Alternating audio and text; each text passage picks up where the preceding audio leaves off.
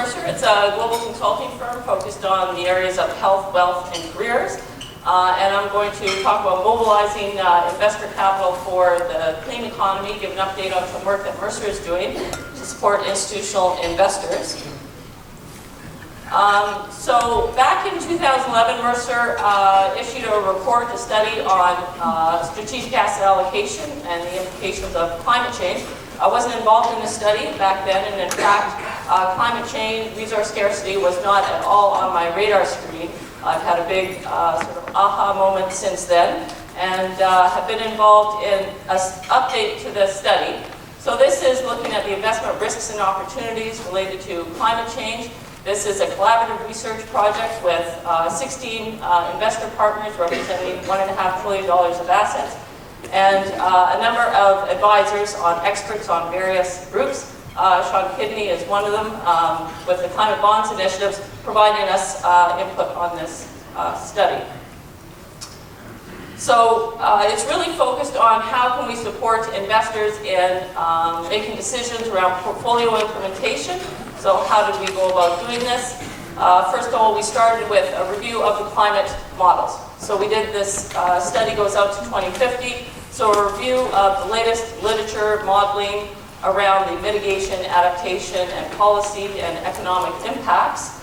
And then from that, we identified 4 scenarios. There's lots of uncertainties going forward, whether it's policy, impacts, technology. So identified 4 scenarios upon which we would do our modeling. 3 are based on different emissions pathways. So one represents more aggressive, a 2-degree scenario. The other extreme, one where emissions actually rise from now out to 2050, and then one in the middle. And then a 4th scenario looking at sensitivity for physical impact, which is important from a damage economic impact perspective. And then to help translate these scenarios into potential investment implications, we identified 4 risk factors. So these are indicators of risk for investors. So we call it the TRIP risk factors. Technology, which is really about what this, a lot of what this conference is about, the pace and scale of investments to support the transition to the new economy, the low carbon economy, and then policy. At the other end, key, as Ross was just saying, we need strong policy support. And then the 2 in the middle is the physical impact. So whether it's chronic changes in weather, temperature, sea level rise, drought, versus more acute extreme weather events that can impact values of assets.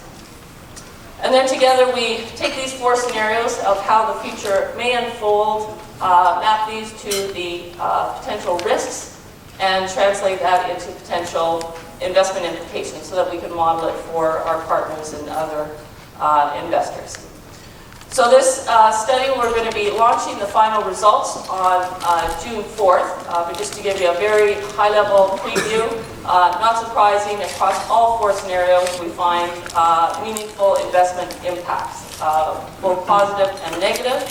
And the key message is that investors should be prioritizing action over inaction.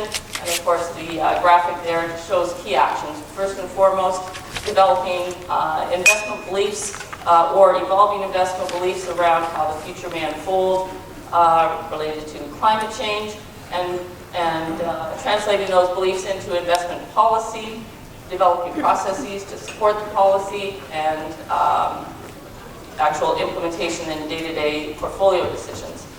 So the report outlines a number of the what may happen under these scenarios, the so what does this mean, and now what can investors do. And for those that remain unprepared for change, of course, negative returns can result. So then, in terms of the investor challenge moving forward, we talk about a different framework or different types of investors, future makers versus future takers.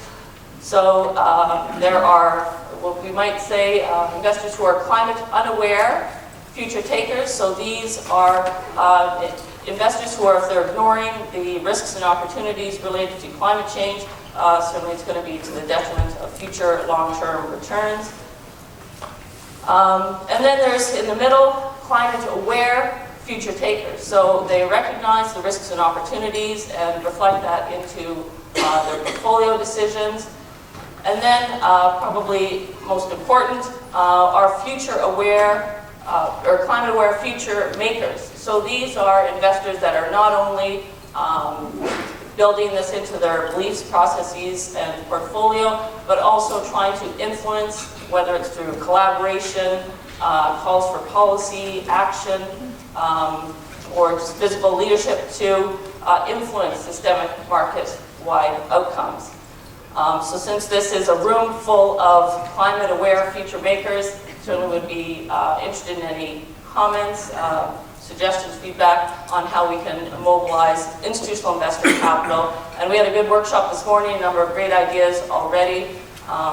So thank you.